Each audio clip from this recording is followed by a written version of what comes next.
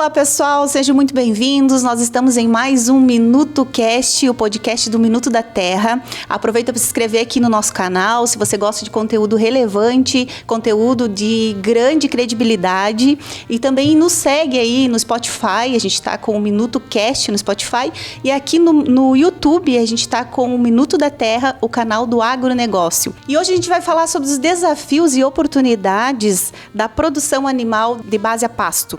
Para falar sobre isso, nós temos dois convidados especiais, o Leonir Dutra, sócio fundador da Sultec Agro, empresa especializada em potencializar a produtividade na pecuária, e o Eduardo Azevedo, engenheiro agrônomo e RTV da PGG Whiteson Seeds. Sejam muito bem-vindos, pessoal, é um prazer receber vocês aqui com a gente. Obrigado, Fabi. Pessoal, é importante salientar, né, que a gente está numa das melhores regiões de produção de pasto. Acho que o Brasil é um dos maiores das condições que a gente tem para produzir. Antes da gente iniciar com relação a desafios e oportunidades, eu gostaria que vocês trouxessem um pouquinho para nós de quais são o nosso cenário no Brasil todo, né, da pecuária em si. Muito bem, Fabi. Primeiramente, agradecer pela oportunidade, né, de estar podendo falar para um público tão relevante, né, que é o nosso pecuarista, principalmente aqui dentro do estado do Rio Grande do Sul. Sim, Fábio, falando um pouquinho acho que não tem como nós falarmos de pastagens, né, que é o assunto principal da nossa conversa de hoje, se nós não abordarmos um pouquinho a questão pecuária, né, porque, enfim, nós produzimos esse pasto, ele é para alimentar o gado, basicamente, então precisamos olhar um pouquinho, principalmente questão de números, né, para a gente entender exatamente do que nós estamos falando, né. Qual é o cenário, né? Qual é o cenário, exatamente. Então, a gente falando um pouquinho de Brasil, né? Pegando os números aí do censo de 2017, ele traz um rebanho dentro do país, algo em torno de 220 milhões de cabeças, né? Então, a nossa pecuária, ela é uma das maiores do mundo, né? Tem uma relevância extremamente grande. A área das pastagens, propriamente dito, né? O que nós temos, né? Hoje são em torno de 165 milhões de hectares dentro do Brasil. E aí já começa, entrando a questão dos desafios, né? A gente já começa a olhar alguns probleminhas que nós temos para resolver. Em torno de 47% dessas áreas, elas estão em algum nível de degradação. Então já começamos com alguns pontos bem importantes assim, que a gente vai abordar na sequência da nossa conversa. Falando um pouco mais do Rio Grande do Sul, especificamente, né, que é onde nós estamos atuando mais diretamente com os produtores, o que a gente observa? Nós temos uma área de pastagens que representa algo em torno de 9,1 milhões de hectares. Só para nós termos um parâmetro e ter uma noção do tamanho que é essa área, quando a gente fala da área de lavoura, nós estamos falando de algo em torno de 7,8 milhões de hectares. Então, as pastagens ocupam um espaço muito maior dentro do nosso estado do que a lavoura propriamente dita. Dentro dessa área de pastagens, nós temos aí um rebanho hoje que ele gira na casa de 11,3 milhões de cabeças, né? E boa parte desses animais, eles estão, a produção, tanto a cria, recria, quanto a engorda, boa parte acontece em cima dessas pastagens.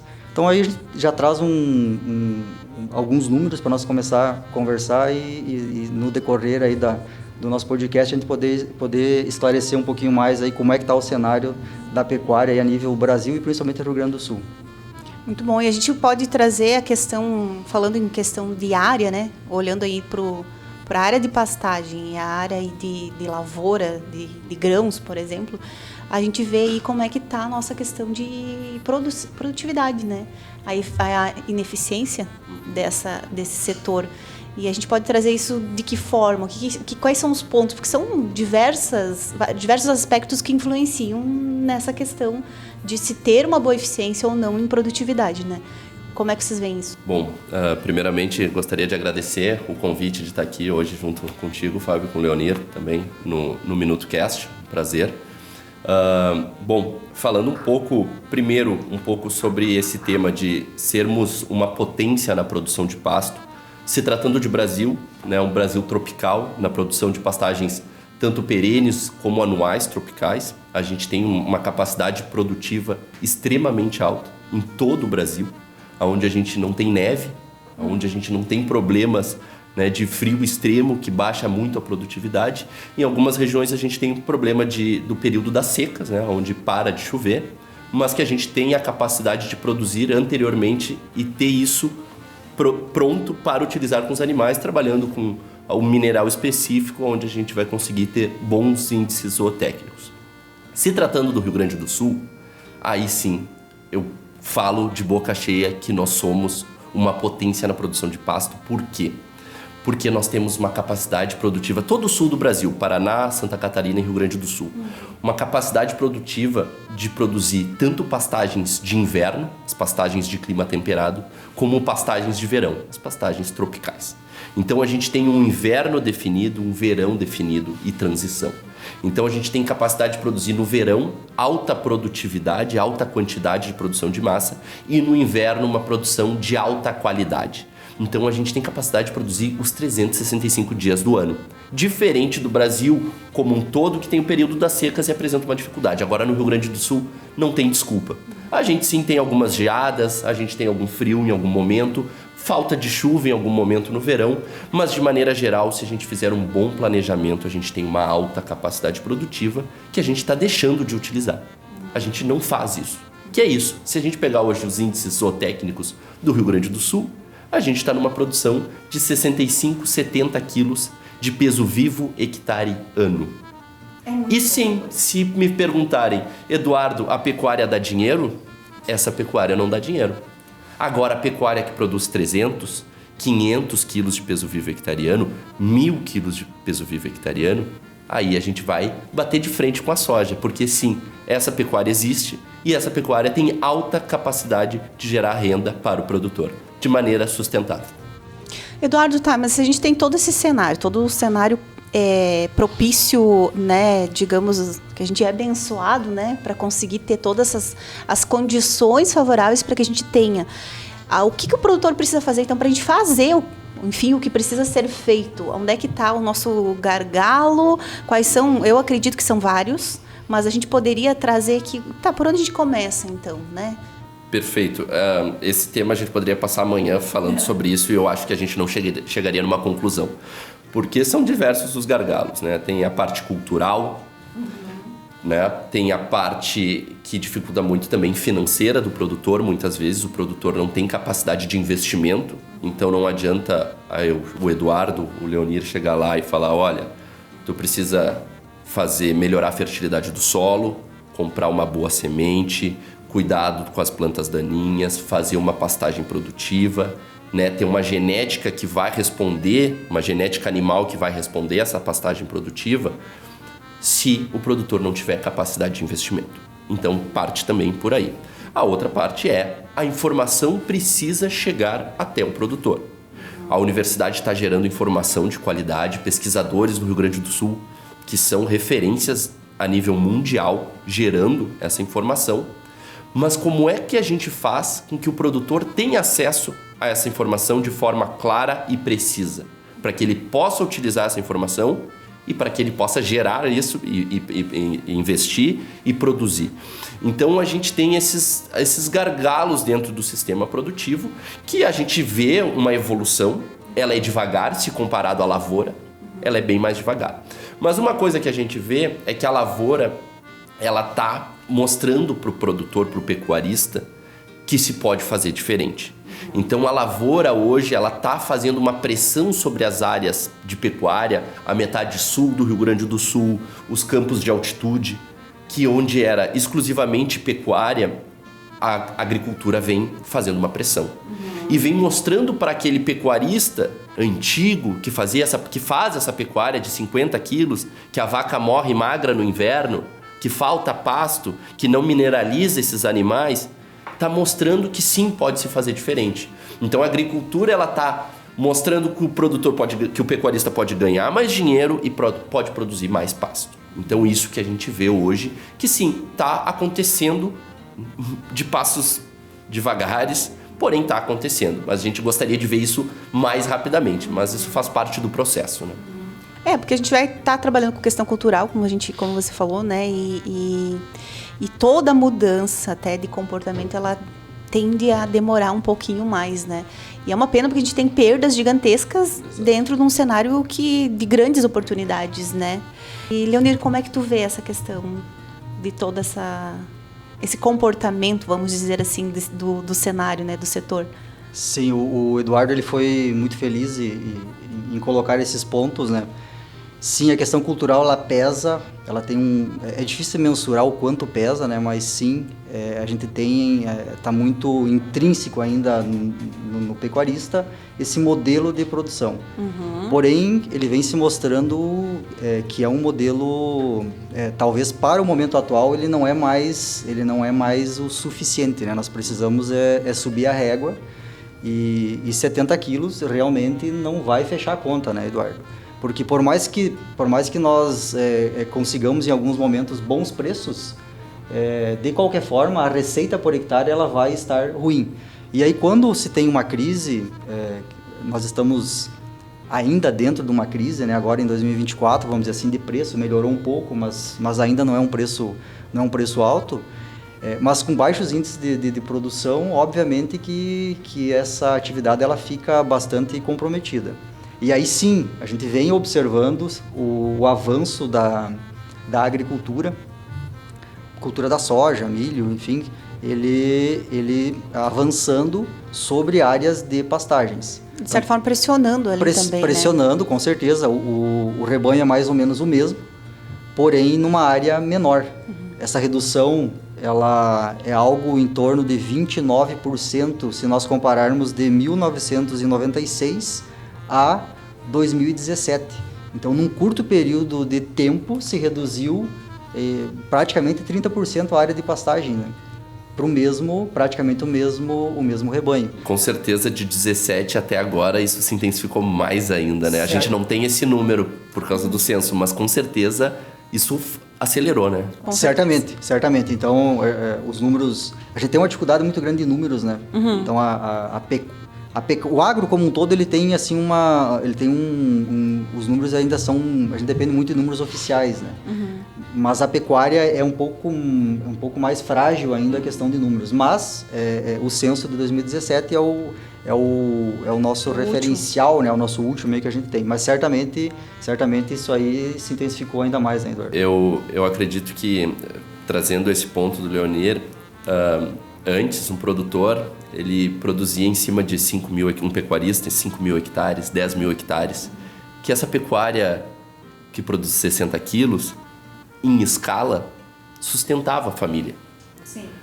Porém, isso vem dividindo. Se tu não consegue manter ou comprar áreas, é natural, né, que vai dividindo as áreas, né? As áreas vão ficando menores. Uhum. As áreas ficando menores, começou a um pecuarista em cima de 1.000 hectares, muitas vezes está sentado em cima de uma fortuna, que é 1.000 hectares de terra, hoje vale muito dinheiro, produzindo pouquíssimo, tendo dificuldade para pagar as contas, tendo dificuldade para manter o filho estudando. E a agricultura vem e pressiona esse cara. Olha, ou tu faz melhor, ou eu vou te comprar tua terra, ou eu vou arrendar tua terra e tu vai sair da atividade, que é isso que vem acontecendo. Por que não arrendar para a soja?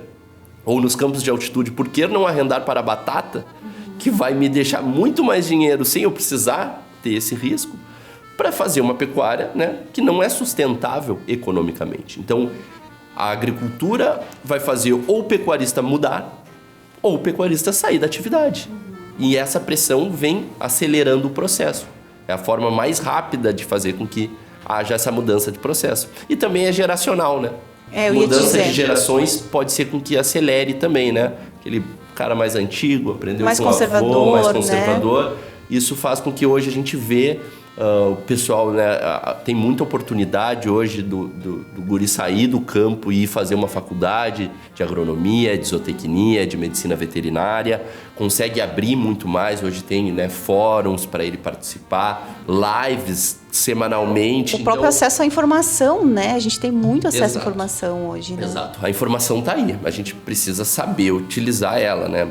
Mas agora ficar sentado esperando com que ela chegue é muito complicado, né?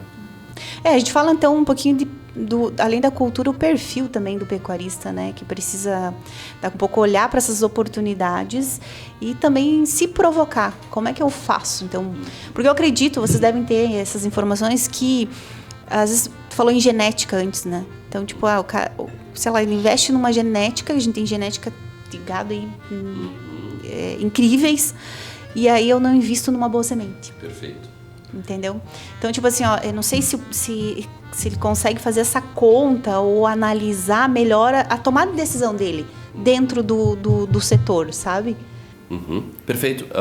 O Leonir, eu acho que pode falar bem isso, mas é muito engraçado o sistema, porque assim, hoje se falar em variedades de soja, de híbridos de milho, hoje não se discute mais. Quando a gente vai falar em forrageiras, e no Rio Grande do Sul, forrageiras temperadas, forrageiras de inverno, aveia, azevém, as leguminosas, né?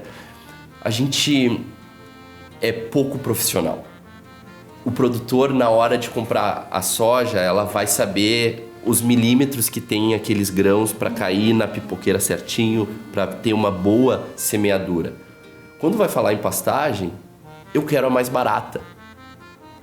E para a gente ter uma noção, no mercado do Rio Grande do Sul, 90% das pastagens de inverno é pirata. Então a gente é pouquíssimo profissional na produção de pastagem, na produção de semente de forrageiras. E o produtor, por si só, também na compra dessa semente. Então, tem um azevém de R$20 o quilo, mas o meu vizinho está vendendo um azevém de R$5 o quilo. Azevém é azevém, muitas vezes na cabeça do produtor. Só que eu posso ter um azevém que produza 12 toneladas de matéria seca, que vai conseguir produzir 500 quilos de peso vivo por hectare, na fase inverno, 450, 600. Olha só. Na fase inverno. E eu posso ter uma pastagem que vai durar 90 dias, vai sementar, entrar em período reprodutivo, encerrar o ciclo, deixando 3.000 quilos de matéria seca e produzindo 80 quilos de peso vivo. Dentro da mesma unidade produtiva, dentro de 1 hectare. Então, a área é a mesma. Eu posso tirar 500 quilos ou eu posso tirar 50, 80, 100 quilos. E daí sim, o produtor pode falar, a pecuária não dá dinheiro. E o Leonir do meu lado vai falar, eu ganho mais produzindo pecuária do que produzindo soja. Porque a pecuária, ela varia muito menos do que a lavoura de soja, né? Os riscos são muito menores na produção de base a pasto do que na produção da lavoura de verão. Então, eu tenho uma estabilidade produtiva muito maior na pecuária do que na lavoura de verão. E sem contar que, se eu produzir uma pastagem de maneira eficiente no inverno, onde eu faço uma correção, faço uma adubação de base, faço a adubação nitrogenada no momento certo, consigo colocar a carga certa, eu estou melhorando o meu sistema. Eu estou fazendo com que a minha lavoura no verão seja mais produtiva. Porque a pecuária pouco exporta da área e a lavoura muito exporta. Ela é muito sustentável, né? A pecuária é a fase regenerativa do sistema. A fase inverno é onde a gente consegue alimentar o sistema. E o que é alimentar o sistema? É alimentar a biologia do solo. Exatamente. É melhorar a fertilidade do solo. É melhorar os parâmetros físicos do solo, né? Raízes diferentes que vão descompactar melhor o solo. E por aí vai. O Leonir, que está nesse setor muito forte das sementes, né? Que eu sou uma parte disso, mas ele abrange o verão também com as tropicais, consegue também ter esse panorama. As tropicais parece ter avançado antes, né, Leonir? Na parte de profissionalização da produção e o produtor entender um pouco mais. Nas temperadas, no azevém, na aveia, é muito, muito atrasado. Eu imagino também até pela escala de mercado, né? Quando nós falamos das tropicais, a gente vai pegar o Brasil como um todo, né? Nós aqui no Sul tem como trabalhar com tropicais, ela entra dentro da nossa caixa de ferramentas, né? Quando tu falou ali de desafios, a gente falou da parte cultural, a gente tem a questão clima, ele pode ser um desafio e pode ser uma oportunidade também. Desde a questão também solo, ele tanto é um desafio quanto uma oportunidade, complementando ali o que o Eduardo falou, a questão da sazonalidade de produção, nós enxergamos, a gente sempre procura olhar a oportunidade. sim, temos dificuldades, obviamente que não é fácil. Fosse fácil, todo mundo já estaria produzindo esses volumes que o Eduardo estava falando. Existe dificuldade, mas o que a gente sempre gosta de pontuar muito, né? Olha o tamanho do crescimento que nos permite, né? Quando a gente fala, a gente faz muito esse parâmetro, né? Agricultura e pecuária, a gente gosta muito de usar esse comparativo, porque para todo mundo fica mais palpável quando a gente fala em números, né? Mas dificilmente a gente vai conseguir triplicar, quadriplicar o volume de produção, vamos pensar, de grão por hectare. É difícil, um salto desse tamanho é difícil, porque a gente já cresceu muito. A régua já foi... A régua já está alta. Agora, olha o tamanho da oportunidade em termos produtivos e principalmente de ganhos, né? Quando nós estamos falando de sair de 70 quilos por hectare, o Eduardo nos traz um número quase 10 vezes maior, né? Ele está falando 8 vezes maior, né? Vamos dizer assim. Ele está falando em 500 quilos, né? Que é possível, né? Que já existem locais, existem produtores, aqui no Sul? Existe tecnologia. Isso, e a gente pode chegar a esses índices numa fase inverno. Óbvio que depende de ano, de a gente conseguir fazer a semeadura no cedo, ter essa pastagem implantada no cedo, que a gente consiga utilizar ela por 180, 200 dias até entrar minha lavoura de verão. Mas eu estou falando isso na fase inverno.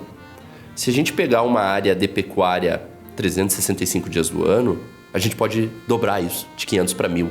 Isso sendo bem pé no chão, porque tem produtores que nós atendemos que chegaram a 1.300, 1.400 quilos no ano, né? Não só na fase inverno, trabalham com outra base forrageira, isso no Paraná, mas é possível.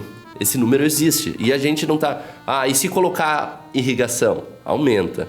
Sabe? É uma escadinha, né? A gente vai chegando nesses parâmetros, né? Só fazendo o manejo correto. Então, porque assim, a pastagem, ela envolve muitos fatores, né? Não é a compra da semente só. Sim. A compra da semente de qualidade, isso a gente não deveria estar discutindo aqui. Sim. Isso deveria ser... Olha, quer produzir pasto? Compra uma semente boa. Isso é a base do... Mas ela envolve o que tinha antes, a cultura antecessora. Sim. Ela envolve a cultura que vem depois. Ela envolve a semeadura no momento certo, com a profundidade certa. Ela envolve a fertilização no momento certo, com a quantidade certa. Então, na base, depois em cobertura. E depois disso, controle de plantas daninhas, que se a gente fizer certo, ela já consegue, né, a própria forrageira, ela cobre o solo de maneira eficiente, que nem permite com que muitas plantas daninhas consigam sair, né, consigam germinar e passar, mas se tiver, a gente precisa controlar. Bom, e agora? Eu preciso colher isso de forma eficiente. Então eu preciso ter manejo dessa forrageira, que é outro gargalo da produção. Então, o primeiro gargalo é a pessoa não consegue nem produzir a forragem. E se produzir a forragem, como é que eu manejo isso? Com carga ajustada. Então, eu tenho todo um sistema depois da produção do pasto, que é eu colher esse pasto. Eu preciso ser eficiente e eu preciso ter uma genética que responda. Porque eu posso botar num pasto de 26% de proteína, um pasto de alta qualidade, um animal que entregue 1,2 kg, é o GMD, ganho médio diário, e eu posso botar nessa mesma área um animal que ganhe 400 gramas. Poxa, Eduardo, eu estou manejando da forma que tu me disseste, fazendo tudo corretamente e não está respondendo. Por quê? Daqui a pouco esse animal não tem genética para isso. Eu comprei um animal, né? Foi num leilão, num remate, comprei um lote, tem lotes respondendo com uma genética que vá transformar aquele pasto em proteína, em carne, e tem animais que são ineficientes na produção. Então, é bem complexo. A produção de base a pasto é bem complexo, mas entrega muito se a gente fizer bem feito. Mas tu elencou passos ali que é exatamente o que a própria agricultura faz, né? Os manejos de uma lavoura de grãos, por exemplo, né? Tu ter esses cuidados, é aquela coisa, fazer o básico bem feito às vezes. Claro que nem a gente comentou, é desafiador, porque são várias questões que ele precisa estar olhando, né? Mas não é isso, Leonir. O caminho, a gente já vem trabalhando faz um bom tempo no conceito de lavoura de pasto. Uhum. Acho que no momento que nós abordarmos dessa forma, fica também um pouco mais fácil de entendermos toda essa dinâmica que o Eduardo estava falando, né? Uhum. Por quê? Quando se fala em lavoura de pasto, já fica meio que óbvio que nós temos que entender o solo. Não existe como nós implantarmos uma pastagem sem nós primeiro entender como está esse solo. Então, base, né? dentro do trabalho da Sultec, no conceito do solo ao coxo, o que a gente prega sempre, antes de qualquer ação dentro da propriedade, é entender o solo. Então a gente precisa estar indo lá, coletando uma amostra de solo, que dentro da agricultura, da parte de grãos, isso já é uma tecnologia corriqueira. Uhum. Porém, nas pastagens ainda se faz muito pouco, né? Boa parte da pecuária ainda se faz sem essa correção de fertilidade e principalmente não está se preocupado com a demanda dessa cultura, né? Então se faz uma adubação ainda, vamos dizer assim, quando se faz, ela é aquém da necessidade da planta. Quando se investe numa genética adequada, como o Eduardo muito bem falou, né? Independente se são culturas anuais de inverno ou mesmo nas perenes de verão, muitas vezes se faz um investimento na semente, se compra uma semente boa, mas ainda há uma restrição, principalmente orçamentária, e aí entra a parte cultural novamente, né? Porque às vezes o mesmo produtor ele faz um aporte financeiro bem maior na soja, vamos fazer um comparativo novamente, e na área ao lado, que vai ser uma área de pastagem, e normalmente já tem um outro detalhe importante, que as melhores áreas é para grão, as piores áreas é para pastagem. Uhum. Ele acaba ficando em áreas mais dobradas, em áreas que tem pedra, às vezes em áreas que tem umidade, ou em áreas onde a soja ou o milho não produz tão bem assim. Uhum. Então tem todo esse preconceito em relação à pastagem, né, que se faz com um investimento mais baixo.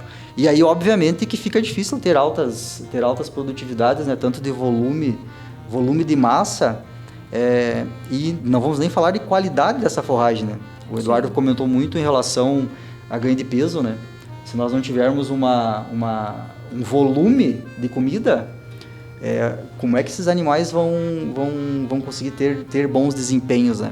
Uhum. E o volume seria o básico, né? Nós conseguirmos dar os quilos de matéria seca mínima que esse rebanho precisa. Depois nós entraríamos na questão qualidade dessa forragem, né?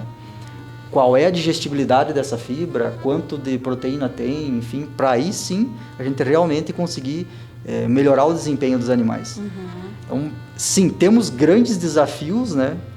Mas gosto de ressaltar, eu enxergo esses desafios como uma grande oportunidade. Uhum. As pastagens, principalmente quando a gente entra nesse conceito de lavoura de pasto, ela pode sim colocar muito dinheiro no bolso do pecuarista. Uhum.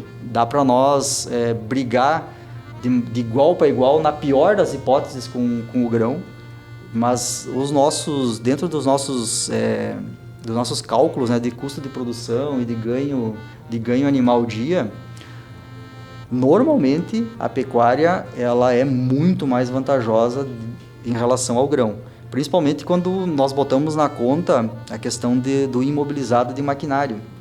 Com pouquíssimas máquinas, a gente consegue fazer uma pecuária de alto nível.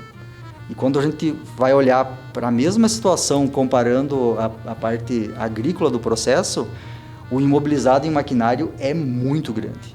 Ou seja, a gente tem mais investimento na agricultura em si do que na pecuária. Sim, tanto em insumos quanto em imobilizado de maquinário, né? O imobilizado de maquinário, às vezes algumas propriedades, principalmente que tem áreas um pouco menores, não fecha a conta quando bota o imobilizado no cálculo de custo de produção.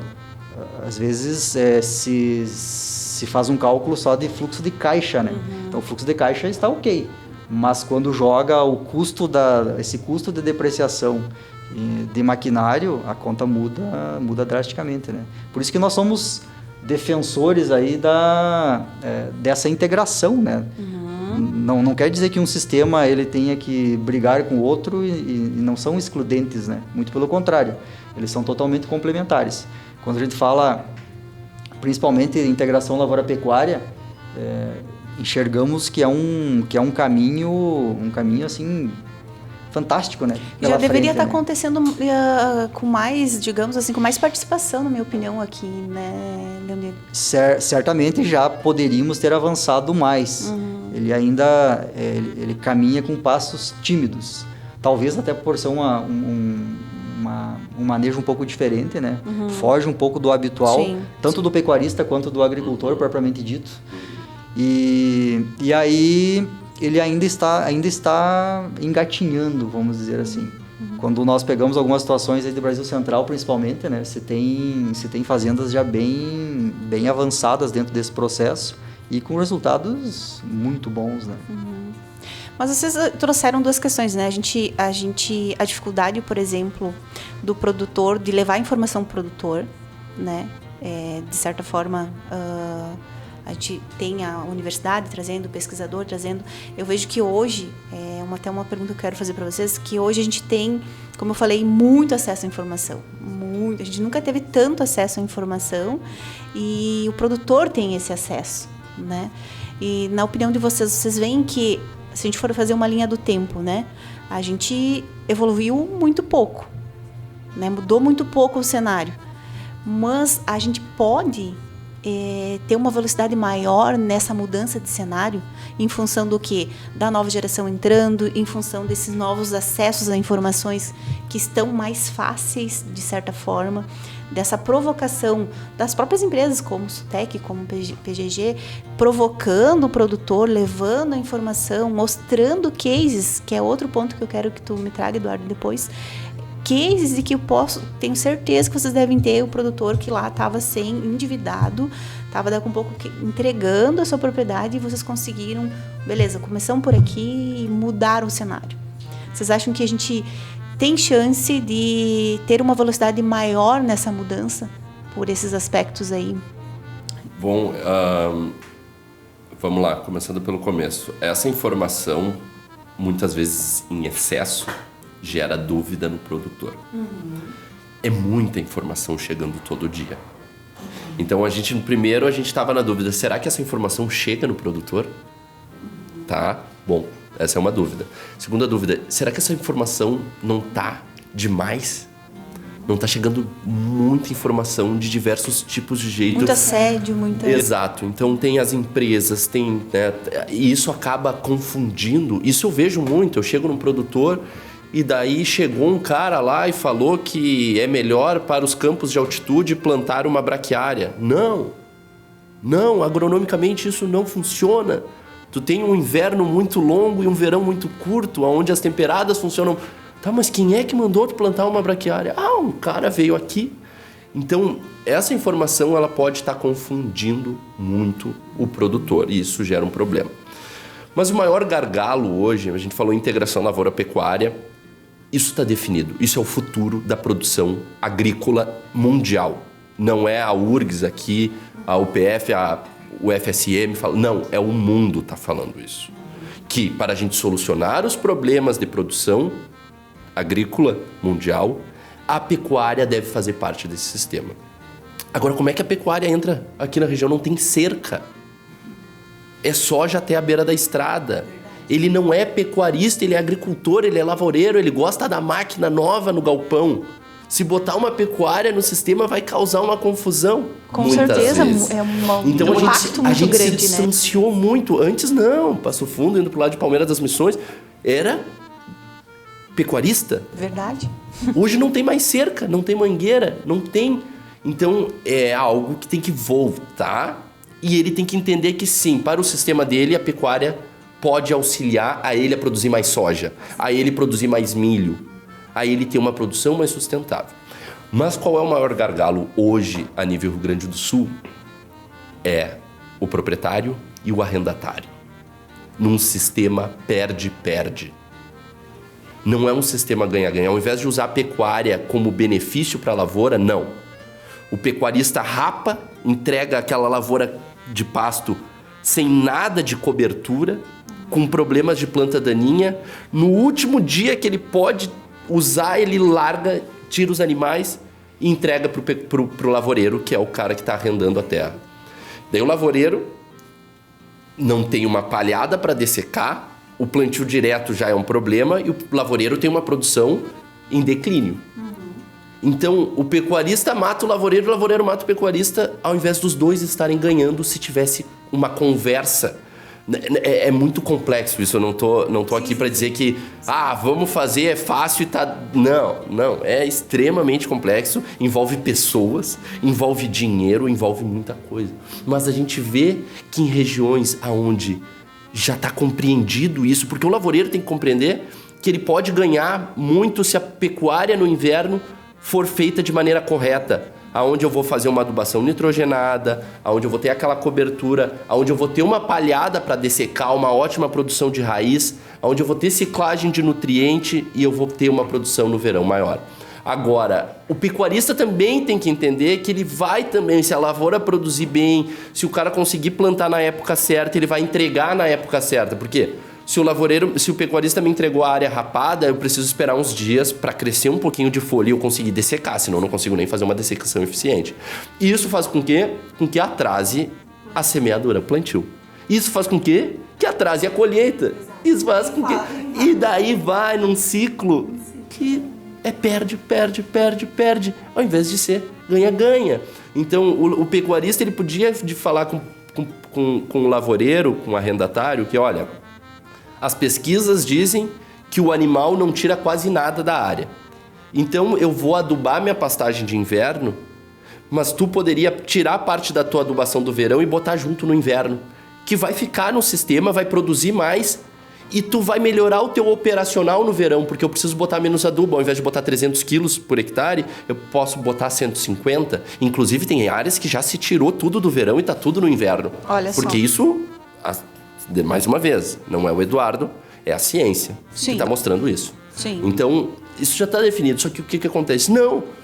O lavoureiro, o arrendatário, entrega a área plantada com a semente mais barata que tiver no mercado, porque está combinado no contrato que é entrega a área plantada no inverno. O que ele faz? Ou ele mesmo salva a semente ou ele compra a semente mais barata. E o pecuarista usa pelo momento que dá para usar, que está no contrato para entregar no final. E por aí vai. Então, isso é um grande gargalo do Rio Grande do Sul, porque as áreas dos pecuaristas estão muito arrendadas para lavoura de verão. Então, esse sistema é uma realidade do Rio Grande do Sul e a gente tem que bater forte nisso. A gente tem que mostrar para os dois lados que dá para ganhar mais sendo parceiros. Porque acaba não sendo parceiros. E a outra coisa, a pecuária pode se beneficiar com os tratores do meu parceiro. Eu não preciso nem ter trator. O meu parceiro faz a adubação nitrogenada. O meu parceiro faz o manejo que eu preciso, faz a semeadura. Eu tenho um lavoureiro que tem maquinário para operacionalizar o meu sistema inverno, o meu sistema pecuário. Eu não preciso nem imobilizar um capital para ter um trator com 200 CVs. Eu posso ter um tratorzinho com 50 CVs só para levar o mineral até o coxo. Em contrapartida, a própria pastagem devolve todo aquele equilíbrio, toda aquela questão que vai ser usado na... Exatamente. E quem está fazendo isso, quem está fazendo o sistema ganha-ganha, tá rico, tá feliz, tá funcionando, tem muito maior estabilidade produtiva. A minha lavoura de soja não é esse verão eu colhi 30, no outro eu colhi 60, no outro eu colhi 45, no outro... Não. Quando tá bom, vai para 80. Quando tá ruim, eu tô no 50. Porque é um sistema já que ele produz muito mais, ele entrega muito mais se é um sistema integrado verdadeiro de produção. Porque tem muita ILP que não pode se considerar. É ILP com aquela vaquinha lá comendo a restevinha que sobrou. Isso não é ILP. Isso, daí sim, o casco do animal pode compactar, o animal pode trazer prejuízo, mas isso não é o ILP verdadeiro. O ILP verdadeiro traz benefícios. Isso é forma errada de se fazer, é colocar um animal dentro do sistema, mas não de forma correta. Seria um sistema mais sustentável, né? Exato. E para o Rio Grande do Sul seria muito importante, porque a gente perde muito, né? Talvez, né, Eduardo, um outro ponto que seria interessante abordarmos é a questão solo, né?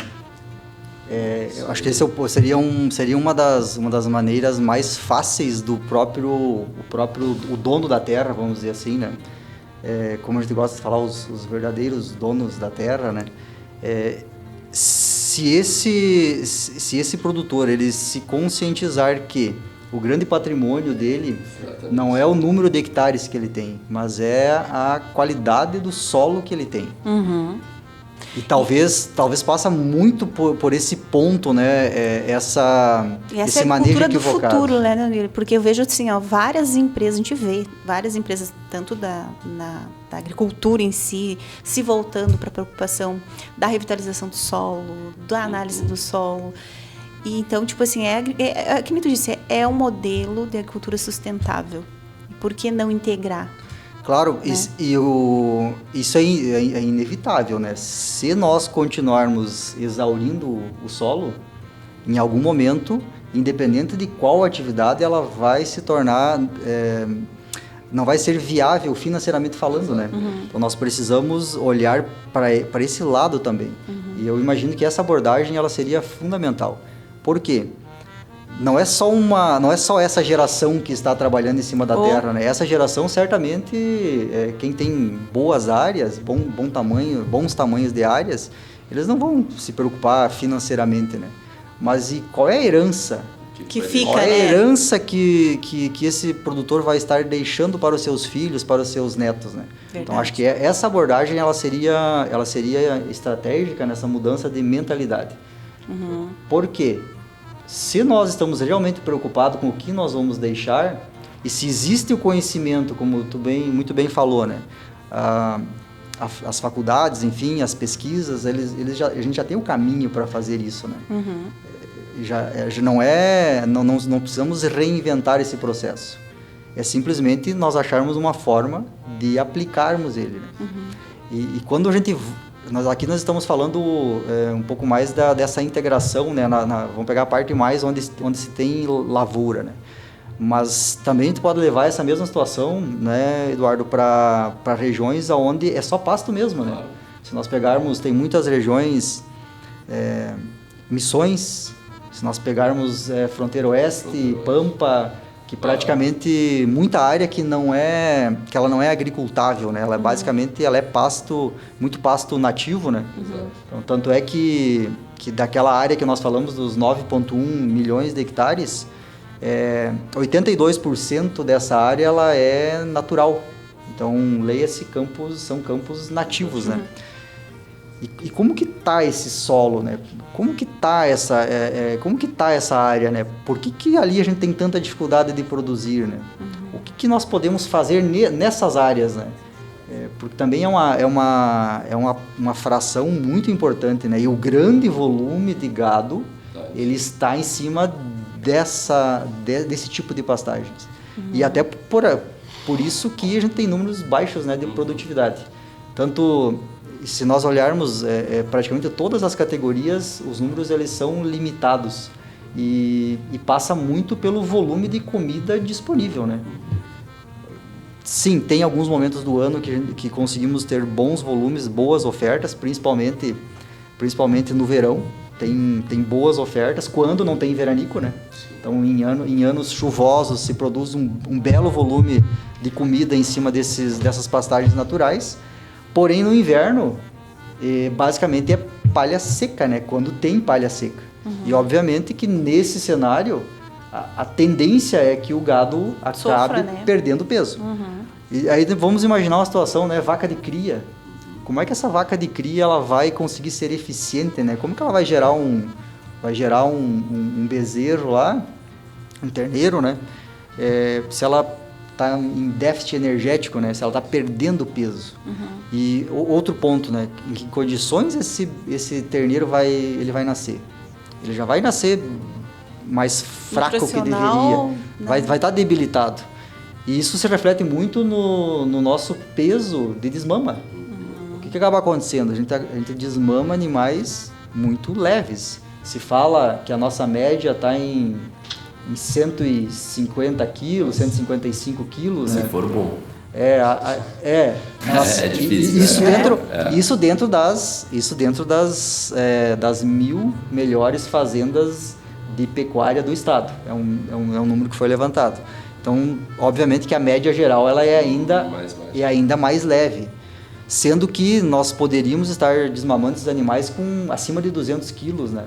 Com umas, vamos dizer assim, não com facilidade, mas deveríamos estar acima disso. E isso vai se refletir lá na ponta, na questão do tempo para abate.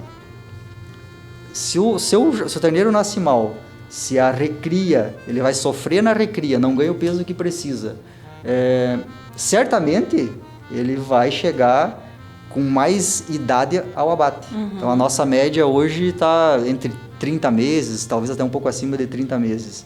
Sendo que nós poderíamos estar abatendo esse mesmo animal aí com 24 meses. Na verdade, começa na nutrição da fêmea quando o terneiro está, né, dentro ainda, no útero, né? Então, isso reflete depois na produção desse animal. Então, se tiver déficit nutricional para essa fêmea antes do terneiro nascer, já vai refletir na qualidade desse animal, no ganho de peso depois. Então, tem a genética, mas aquela falta de comida já vai refletir. Acho que o Leonir falou do campo nativo, foi muito feliz nisso, porque a gente estava batendo em pastagem cultivada, mas a gente tem um campo nativo, né?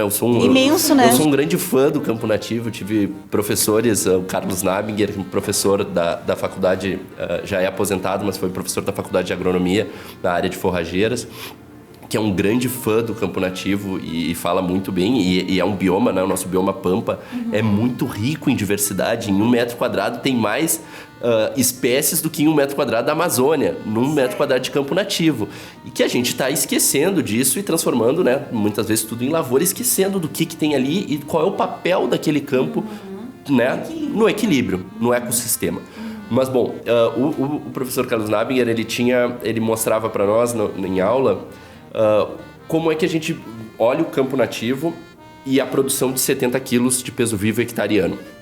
E ele mostrava até onde ia, sem precisar de investimento, quanto tu poderia ganhar em cima do campo nativo, só com manejo diferenciado. Então, ele nos mostrava que, olha, se eu conseguir fazer ajuste de carga, eu posso sair do meu 70 para 150 quilos de peso vivo hectareano. Só fazendo ajuste de carga, tendo os animais certos para a forragem que eu tenho ali. Se eu fizer ajuste de carga, uma roçada estratégica em algum momento que aquilo passe do ponto, que a forragem nativa passe do ponto, e eu entrar com um nitrogênio no verão, eu já vou para 300 quilos. Se eu entrar com calcário, fósforo e nitrogênio nessa área, eu já vou para perto de 500 quilos no campo nativo. Agora, se eu faço introdução de pastagem de espécies exóticas, né, azevém, trevo, porque assim, o campo nativo, as espécies do nosso campo nativo, elas são de maioria espécies de verão, gramíneas de verão. A maioria tem leguminosas, tem uma diversidade grande de leguminosa, mas a maioria é verão. Então o que acontece? Eu tenho uma boa produção no verão. Quando chega nos meses mais frios, a produção baixa até parar na primeira geada e fica parado. Então, eu tenho um déficit ali de produção. Se eu consigo fazer introdução de espécies que produzam nessa época, eu consigo ter um equilíbrio e eu vou para ganhos, daí que a gente falava 800 a 1.000 quilos de peso vivo hectareano em cima de campo nativo, com introdução de espécies, com divisão de piquetes, né? Vamos lá de novo, não é algo... Uma estratégia, né? Não é tão simples, tem que ter estratégia, mas é possível, isso existe. Então a gente tem na mão uma capacidade, e são espécies nativas. São adaptadas. Elas aguentam qualquer tipo de desaforo. Elas aguentam 100 anos de pecuária sem nunca ter ido 1 quilo de calcário, 1 quilo de fertilizante, e ela continua produzindo. Agora, se eu conseguir mudar isso e colocar um calcário, elevar o pH, já muda. Tu olha para a forragem, ela aparece espécies que tu nem via ali, nativas, que estavam escondidas. Agora, quando eu consigo botar fósforo, né, que as leguminosas necessitam muito de fósforo, começa a aparecer leguminosas nativas que são muito boas em proteína, né, mais alta digestibilidade, e por aí vai. Eu consigo chegar... Ou seja, tu potencializa, né? Aquele campo nativo que é exatamente. Então, eu tenho nas mãos uma capacidade de gerar muito mais com algumas estratégias, que começa não sendo um campo rapado.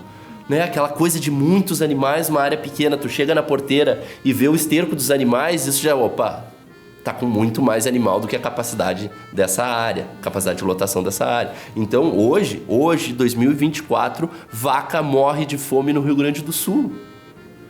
2024, tem vaca morrendo de inanição. Sim, esse ano mais do que os outros anos, devido ao grande problema que a gente teve, as enchentes de maio, isso gerou um problema, né? Tem áreas de campo nativo no litoral que ficaram embaixo d'água e o animal ficou sem o que comer. Tá, ponto. Mas não, anos normais, sem esse nosso 2024 com 1000 milímetros, não, anos normais, vaca morre de fome no Rio Grande do Sul. Cara, é quase que inadmissível. Inadmissível, né? Tem gente reclamando por rodeio, por não ter mais, sabe, por mal... Isso é maltratar um animal. Exatamente. Tu vê um animal morrendo de fome, tu não tem a capacidade de vender esse animal, ou tira esse animal, faça alguma coisa. Aquilo é dinheiro, sabe? É algo, pra mim, inconcebível. Tu deixar um animal morrer de fome por falta de estratégia, né?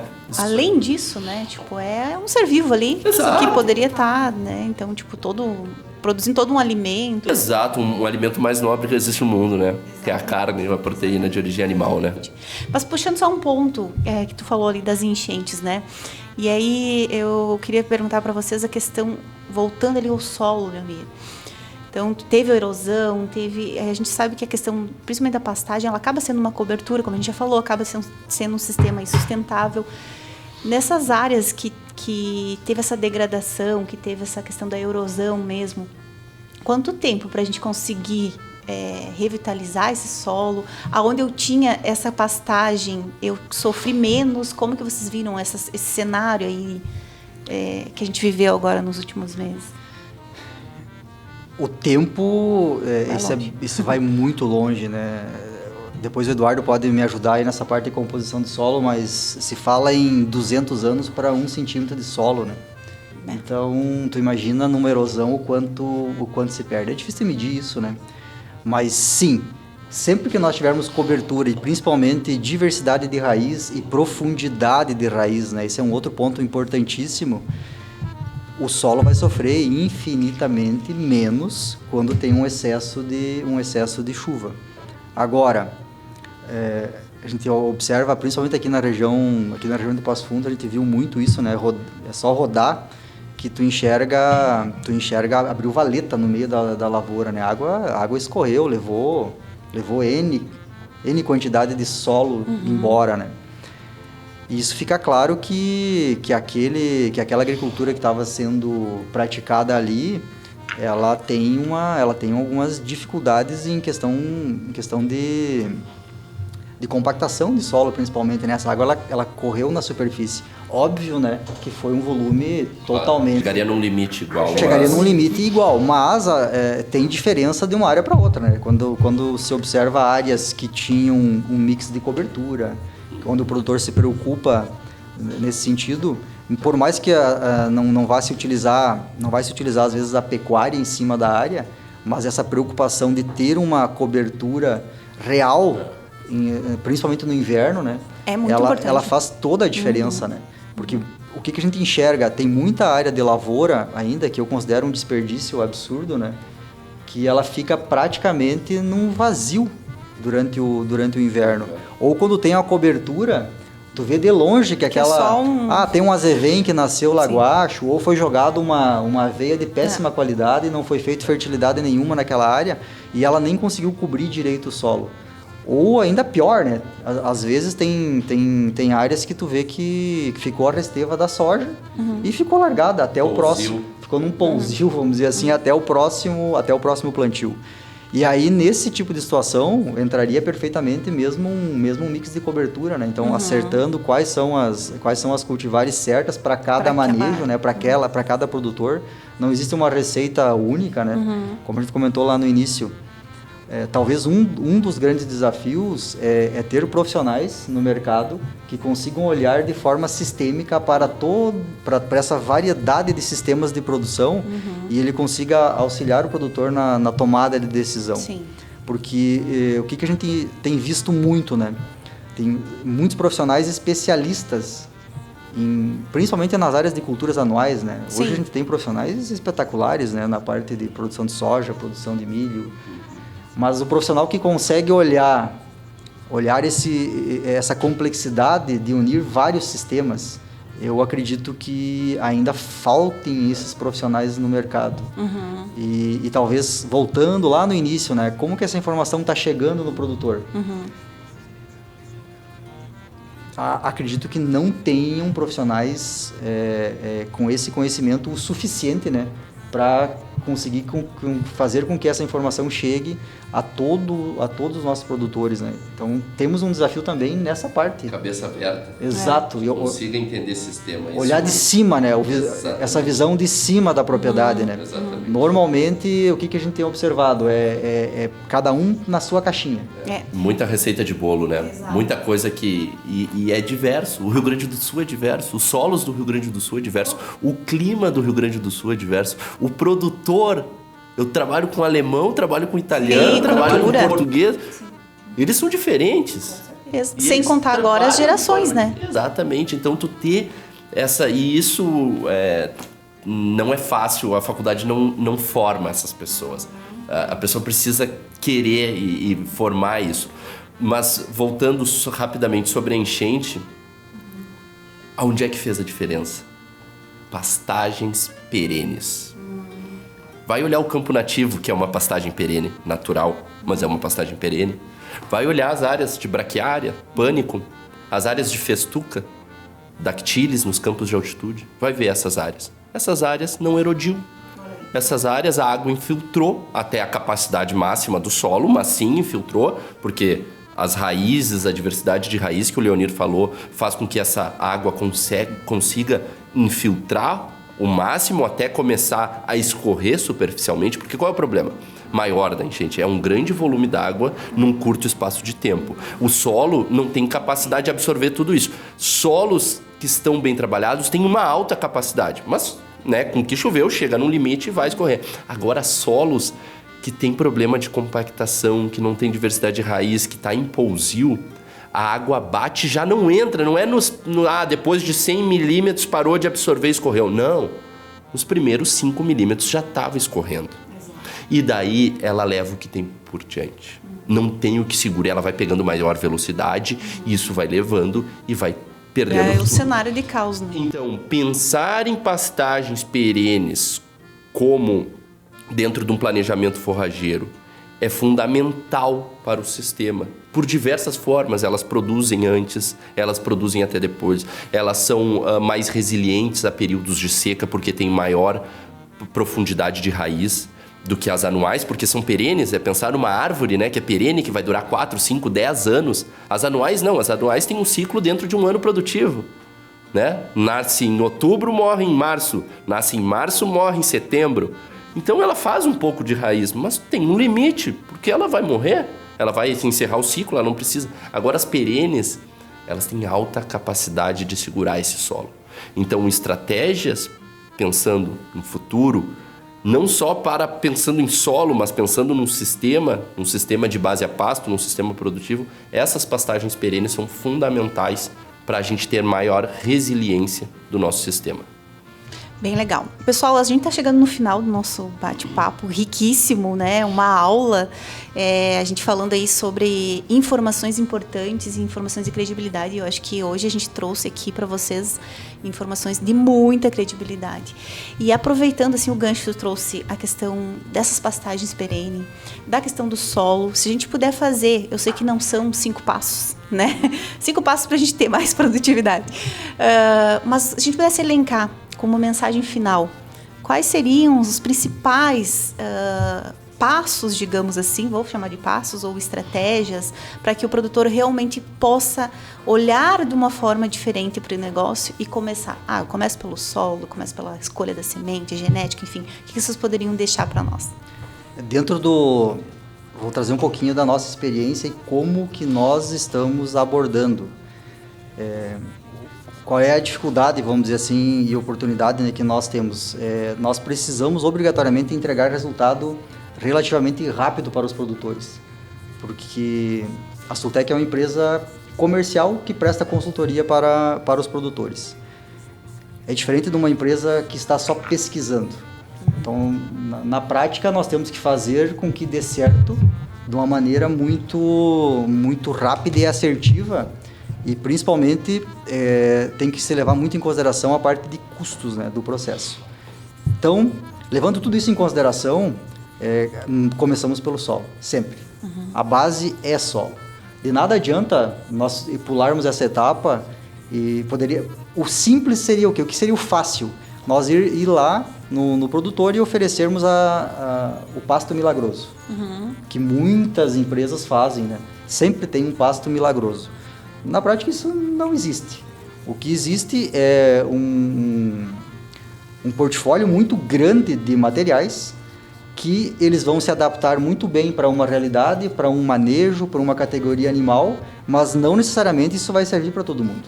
Então a base, o primeiro passo eu pontuaria solo, entendermos o que tem no solo, e aí dependendo da capacidade de investimento, eu acho que seria o segundo passo, né? Entender qual é a capacidade de investimento e qual é o objetivo do produtor. Em cima disso, aí começa-se um planejamento. Saber onde eu quero chegar, né? Exato, saber onde eu quero chegar e em que ponto eu estou no processo. Porque senão, daqui um pouco, mesmo nas melhores das boas intenções, eu posiciono um material de alta capacidade genética, que tem uma condição de entregar muito, mas para um solo errado. Exatamente. Ou para um manejo que não é possível. Daqui um pouco não tem mão de obra, não tem equipamento, tem uma série de fatores. Ou às vezes eu erro a categoria animal. Então, o material causa frustração. Exato. Causando frustração, prejuízo. Não dá certo. Exato. Então, tu entende que ele tem uma complexidade e por isso sim precisamos de profissionais que tenham essa visão sistêmica do todo para que a gente possa também auxiliar o produtor de uma forma correta. Porque muitas vezes não é que o profissional ele não queira ajudar o produtor. Como ele não tem a visão do todo, aquilo que ele está ofertando não necessariamente é a melhor opção para aquela situação.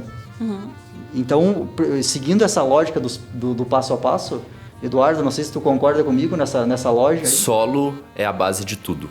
Não se faz nada sem a gente ter um solo correto para a cultura correta. Então, assim, não assim, eu posso chegar com um folheto da PGG, né? Bom, nós temos o maior portfólio do mercado, eu tenho uma variedade aqui que é resistente à bruzone para regiões quentes e olha o que eu vou te entregar e mostra a foto para o produtor. É isso que ele quer. Olha a foto e eu quero aquilo ali. Só que isso está errado, porque se eu não fizer primeiro a base, aquela minha genética não responde. Então é um negócio que a gente precisa compreender. Só que o produtor, ele quer o mais fácil para ele. E ele cai muito na conversa do imagem. Olha só o teu vizinho. Sim, o vizinho que fez as coisas corretas, adubou no momento certo, fez o que precisava. Conseguiu. Mas esse do lado que eu tô ali, ele tem a mesma capacidade. E a outra coisa, né, passando solo, então, não, para mim, né, tô 100% de acordo com o Leonir, não se discute, é a base do sistema, começamos por ali. Se a gente não começar por ali, grande chance de não dar certo. Então, precisamos olhar o solo, saber como está a condição. A análise de solo não se discute, custa, nem sei, Leonir, R$100 uma análise, R$150, até menos, dependendo de como for feito e por quem for feito, né?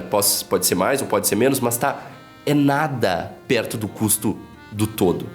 E não se faz. Eu tô de olho fechado. O que é a primeira coisa que o médico faz? Exame de sangue. Por que nós não sabemos o que tem no solo? Bom, então solo temos convicção que começamos por ali. A segunda coisa é trazer espécies adaptadas. Eu não preciso inventar a roda, mas eu preciso saber o que eu consigo utilizar naquele tipo de sistema, que é o que o Leonir falou. Eu faço recria, eu faço terminação, eu faço cria, eu tenho gado de leite, eu tenho gado de corte, eu trabalho com ovelha, eu trabalho com cavalo. É muito amplo o sistema. E eu preciso saber isso e ter convicção. Olha, regiões quentes têm problema de doença. Existem variedades resistentes à doença? Sim, existe melhoramento genético, que nem existe no trigo, que nem existe na soja. Nas forrageiras existem também melhoramento genético para buscar variedades adaptadas, variedades resistentes, variedades tolerantes. Então a primeira coisa é não sair achando que tu vai resolver o teu problema ouvindo um cara que muitas vezes tá falando de São Paulo. Nada contra, pode falar de São Paulo e ser muito assertivo, mas é pegar uma informação e trazer para si e vou resolver o meu problema. Exatamente. Então, conversar com o técnico, buscar pessoas que tenham capacidade de entregar algo a mais, uma capacidade técnica de verificar a informação. Exatamente. Exatamente. E como tudo na produção, eles têm momentos. Então, por exemplo, na soja, eu sei minha janela ideal de semeadura. No azevém também. Na aveia também. Na festuca também. Então, existe janela ideal de semeadura. E eu preciso tentar me adequar a isso, né? Que é aquilo que eu falei no início. Bom, o solo está corrigido. Eu já sei a genética ideal para aquele sistema. Agora eu preciso executar. Eu preciso plantar, semear na época certa, na profundidade certa, cuidado com as plantas daninhas e depois eu preciso manejar, colher aquilo de maneira mais eficiente possível. Então é um beabá, né, um ABC da produção de base a pasto que não é muito difícil, mas precisa ser executado da maneira certa, porque se eu executar da maneira certa, vai dar certo. O clima seco. Existem problemas, a gente precisa se adaptar a isso, precisa, né, olhar e ver, né? E são problemas que a gente não controla e que não vão deixar de existir, né? Exatamente. Eu acho que é bem isso, assim, é tu olhar de cima e olhar pro futuro. Saber o que eu quero da minha propriedade daqui 5, 10 anos. Então, acho que é nesse sentido, né? Pessoal, quero agradecer mais uma vez a presença de vocês aqui. Foi realmente uma aula. Eu acho que a gente teve uma contribuição gigantesca. Vamos continuar trabalhando e fomentando essas informações, levando esse conteúdo, é esse o objetivo do canal, né? E muito obrigada mais uma vez. E para você que estava nos acompanhando, também quero agradecer muito. Compartilhe o nosso conteúdo para que a gente consiga chegar a mais pessoas. E é isso, pessoal. Obrigada, Leonir. Obrigada, Eduardo. Obrigado, Fábio. Foi um prazer ter podido conversar aí contigo, né? E com os teus ouvintes, vamos dizer assim, né? Com o Eduardo também, né? Parceiro nosso aí de longa data. E esperamos poder estar novamente juntos aí num futuro próximo. Com certeza. Obrigado, Fabiana, pela oportunidade. O Leonir também, que me fez também o convite para estar aqui hoje. Falar de pasto é sempre uma alegria, assim, né? Para quem gosta e quem está muito inserido nisso. A gente chega a ficar se empolgar, porque quando a gente gosta daquilo que faz e é um negócio que eu sou apaixonado, que é a produção de pasto, a produção animal de maneira geral, né? Mas a produção animal de base a pasto, eu fico muito, muito contente de poder, de alguma maneira, falar um pouco sobre isso e sobre a complexidade que é, mas as soluções que nós temos também para o futuro aí da produção. Perfeito, Eduardo. Obrigado. E tu com certeza contribuiu um monte, né? A gente deixa essa mensagem com certeza de olhar para o futuro. Pessoal, muito obrigada e até o próximo Minuto Cast.